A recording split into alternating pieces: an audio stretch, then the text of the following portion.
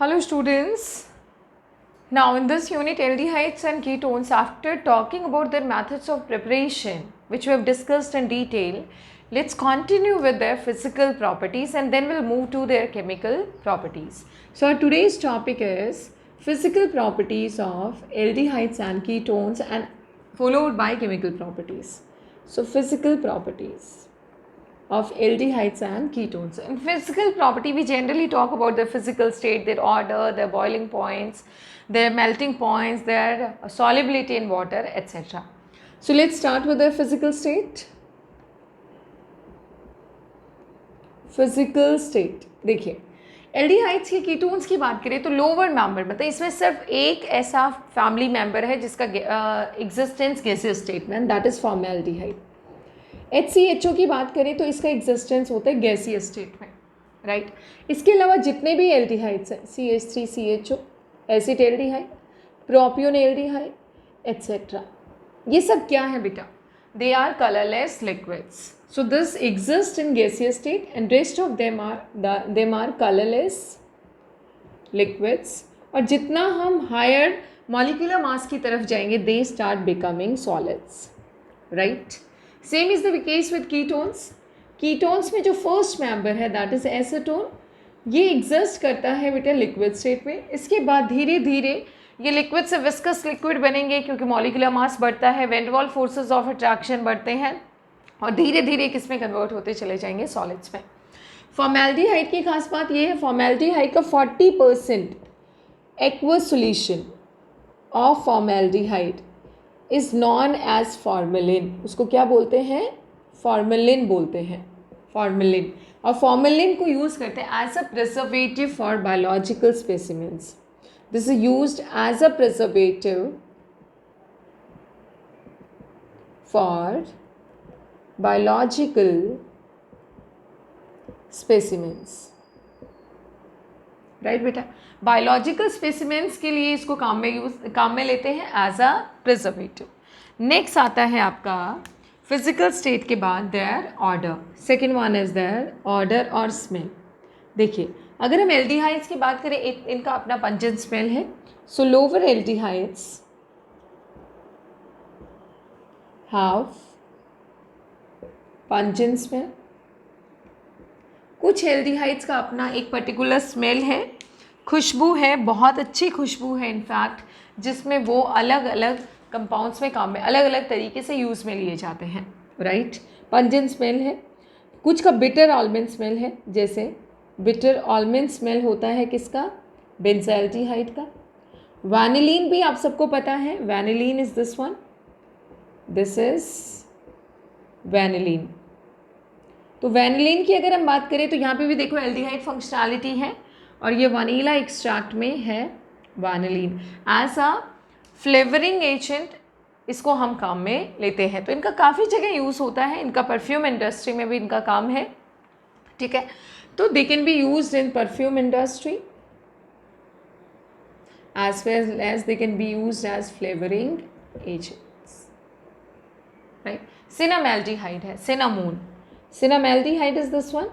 Cinnamon दालचीनी में होता है ये. तो दालचीनी में आपको पता है कि उसकी अपनी पर्टिकुलर खुशबू है, उसका अपना पर्टिकुलर टेस्ट है. तो ये हो गया इनका ऑर्डर, इनका फिजिकल स्टेट. नेक्स्ट आता है इनकी boiling points and then their solubility. Boiling points की बात करें तो क्या है? Lower members they are soluble in water. देखो aldehyde ketones they have polar nature. तो इनका नेचर क्या है? स्लाइटली पोलर है. So next one is boiling points. देखिए, चाहे हम एल्डिहाइड लें चाहे हम कीटोन लें तो ये इनका नेचर क्या है? They are polar. और इन दोनों में से भी ज़्यादा पोलर कौन है? एल्डिहाइड्स कम पोलर है किससे? कीटोन से.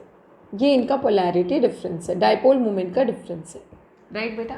सो डाइपोल मोमेंट ज़्यादा किसका? कीटोन्स का. कीटोन्स का क्यों है? Due to presence of 2 R groups which have plus I effect. इनके 2 R के प्लस आई की इधर एक प्लस आई इफेक्ट है, प्लस इंडक्टिव इफेक्ट है. So due to presence of 2 R groups it is more polar in comparison to aldehydes. तो boiling point की बात करें तो पहले सेम मॉलिक्यूलर मास की बात करते हैं हम लोग. अगर हम सिमिलर मोलर मास के जैसे एक है आपके पास CH3 CH2 CHO और उसी मोलर मास का कीटोन CH3 CO CH3, सो बॉइलिंग पॉइंट किसका ज़्यादा होगा? कीटोन का ज़्यादा होगा। क्यों ज़्यादा होगा? Because this is more polar, ये ज़्यादा पोलर है, ज़्यादा पोलर होने से स्ट्रॉन्ग, इसके कंपैरिजन में स्ट्रॉन्ग डाइपोल डाइपोल इंट्रैक्शन, ये ज़्यादा बॉइलिंग पॉइंट होगा। सेकेंड, इनका बॉइलिंग पॉइंट देखिए, अगर हम बात करें हाइड्रोकार्बन से, तो हाइड्रोकार्बन्स में तो ऐसा कोई इंट्रैक्शन नहीं होता, जस्ट वैन डर वाल इंट्रैक्शन होता है। तो हाइड्रोकार्बन से ज़्यादा होता है एल्डिहाइड्स का, और एल्डिहाइड से ज़्यादा होता है बेटा कीटोन्स का, और कीटोन से ज़्यादा हो जाता है एल्कोहल का, और एल्कोहल से ज़्यादा हो जाता है कार्बोक्सिलिक एसिड का। सिमिलर मॉलिक्यूलर मास, ये ध्यान रखिए। तो ये सीक्वेंस है, यहाँ पे सिर्फ यह है वीक वैन डर वाल फोर्स ऑफ अट्रैक्शन, यहाँ पे है डाइपोल डाइपोल इंट्रैक्शन, राइट, यहाँ पे भी डाइपोल डाइपोल, यहाँ पे है हाइड्रोजन बॉन्डिंग, और इसके कंपैरिजन में स्ट्रॉन्ग हाइड्रोजन बॉन्डिंग है कार्बोक्सिलिक एसिड में।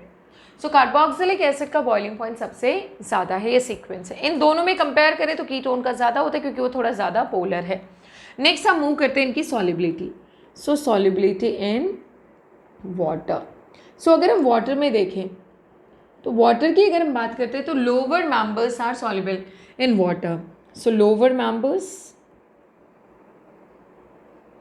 Are water soluble.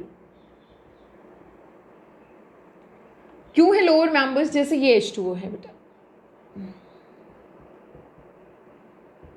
ये देखिए कीटोन है, राइट। तो इनके बीच में इंटरेक्शन कैसा है? They have week hydrogen bonding, इस वजह से ये वाटर में सॉल्युबल है, राइट। नेक्स्ट हम चलते हैं तो C4 तक they are soluble. Beyond C4 solubility decreases, solubility in water decreases। Reason क्या है? C4 से ज़्यादा C5 कार्बन 5 हाइड्रोफोबिक यानी हाइड्रोकार्बन पार्ट इंक्रीज होता है, पार्ट इंक्रीजेस। हाइड्रोकार्बन पार्ट हमेशा क्या होता है बेटा? हाइड्रोफोबिक। हाइड्रोफोबिक होने से वाटर को पसंद नहीं करता है, वाटर इनसॉल्युबल हो जाता है।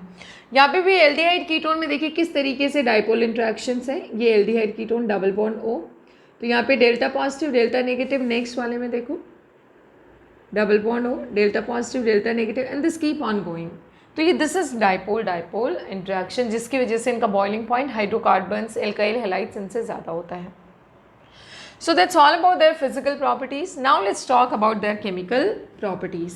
तो chemical properties start करने से पहले हम उनका electronic structure पढ़ते हैं hydrocarbons का, right? So in the next video we'll talk about their chemical properties.